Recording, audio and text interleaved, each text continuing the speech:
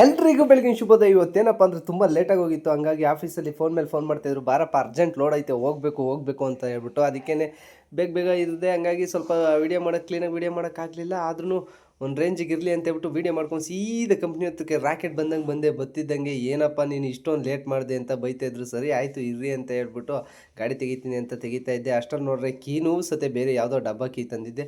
ಸರಿ ಆಯಿತು ಅಂತ ಹೇಳ್ಬಿಟ್ಟು ಆ ಗಾಡಿಗೆ ಹಾಕ್ಬಿಟ್ಟು ಈ ಗಾಡಿಗೆ ತಗೊಂಡು ನಮ್ಮ ಸೆಕ್ಯೂರಿಟಿ ಅಂಕಲ್ಗೆ ಹೇಳಿದೆ, ಅಂಕಲ್ ಬೇಗ ಗೇಟ್ ತೆಗೀರಿ ಅಂಕಲ್, ಬೈತವ್ರೆ, ಬೇಗ ಹಾಕ್ಬಿಡೋಣ ಅಂತ. ಸರಿ ಆಯಿತು ತೆಗಿತೀನಿ ಬಾರಪ್ಪ, ನೀನು ಫಸ್ಟು ಗಾಡಿ ಆಚಿಗೆ ಹಾಕು ಅಂತ ಹೇಳಿದ್ರು. ಅದಕ್ಕೇ ಅವ್ರದ್ದು ಗಾಡಿನ ತಾವೋಗಿ ಆಚಿಗೆ ಹಾಕ್ಬಿಟ್ಟು ನನ್ನ ಗಾಡಿನ ಸೀದಾ ಇನ್ ಮಾಡಿಬಿಟ್ಟು, ಸರಿ ಆಯಿತು ಅವ್ರು ಲೋಡ್ ಮಾಡ್ತಾಯಿರಲಿ ಅಷ್ಟೊತ್ತಕ್ಕೆ ಕೂತ್ಕೊಂಡು ಈಗ ಆರಾಮಾಗಿ ಟೈಮ್ ಪಾಸ್ ಮಾಡೋಣ ಅಂತ ಕೂತ್ಕೊಂಡಿದ್ದೆ. ಅಷ್ಟರಲ್ಲಿ ನನ್ನ ತಮ್ಮ ಲೆಕ್ಕ ಬರೀತಾ ಇದ್ದ. ಅದಕ್ಕೇ ಅವನ ಜೊತೆ ಮಾತಾಡ್ಕೊಂಡು ನಾನು ಇಲ್ಲೇ ಮರದ ನೆರಳಲ್ಲಿ ಕೂತಿದ್ದೆ. ತುಂಬ ಬಿಸಿಲು ಹೊಡಿತಾ ಇತ್ತು. ಸರಿ ಆಯಿತು ಅಂತ ಹೇಳ್ಬಿಟ್ಟು ಅವನದು ಲೋಡ್ ಆಗಿತ್ತು ಆಲ್ರೆಡಿ, ಅವನು ಹೊರಡ್ತಾ ಇದ್ದ.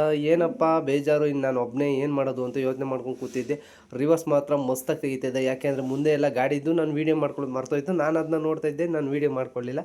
ಸರಿ ಆಯಿತು ಅಂತ ಹೇಳ್ಬಿಟ್ಟು ಅವನದು ಹೊರಟವನಿಗೆ ಅವನಿಗೆ ಟಾಟಾ ಬಾಯ್ ಬಾಯ್ ಎಲ್ಲ ಮಾಡಿಬಿಟ್ಟು ನಾನು ಒಬ್ಬನೇ ಒಂಟಿ ಆದ್ನಲ್ಲ ಅಂತ ಯೋಚನೆ ಮಾಡ್ಕೊಂಡು ಕೂತಿದ್ದಷ್ಟರಲ್ಲೇ ಎದ್ದು ಅಲ್ಲಿ ಗಾಡಿ ಹತ್ರಕ್ಕೆ ಹೋಗಿ ಬರೋ ಅಷ್ಟರಲ್ಲಿ ನವೀನ ಬಂದು ಕೂತಿದ್ದ. ನನಗಂತೂ ನೋಡಿ ತುಂಬ ಖುಷಿ ಆಯಿತು. ಅವನ ಜೊತೆ ನಾನು ಸ್ವಲ್ಪ ಟೈಮ್ ಪಾಸ್ ಮಾಡೋಣ ಅಂತ ಹೇಳ್ಬಿಟ್ಟು ಕೂತ್ಕೊಂಡು ಟೈಮ್ ಪಾಸ್ ಮಾಡಿಬಿಟ್ಟು ಅಲ್ಲಿಂದ ಲೋಡ್ ಆಯಿತು ನಂದು. ಸೀದಾ ಬಿಟ್ಟವನೇ ನೈಸ್ ರೋಡಿಗೆ ಬಂದರೆ ಲಾರಿ ಹಿಂಗಾಗಿತ್ತು. ಸರಿ ಆಯಿತು ಏನಾಯಿತು ಅಂತ ಕೇಳಿದೆ. ಅದಕ್ಕೇ ಆಕ್ಸಿಡೆಂಟ್ ಆಗಿತ್ತು ಅಂದರು. ಸರಿ ಆಯಿತು ಅಂತ ಹೇಳ್ಬಿಟ್ಟು ಅಲ್ಲಿಂದ ಸೀದಾ ಬಂದು ಅನ್ಲೋಡ್ ಪಾಯಿಂಟಿಗೆ ಬಂದ್ಬಿಟ್ಟು ಊಟ ಟೈಮ್ ಆಗಿತ್ತು.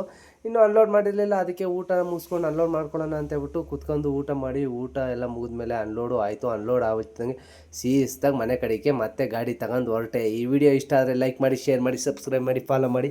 ನಾನು ಯಾವಾಗಲೂ ಇದೇ ಥರ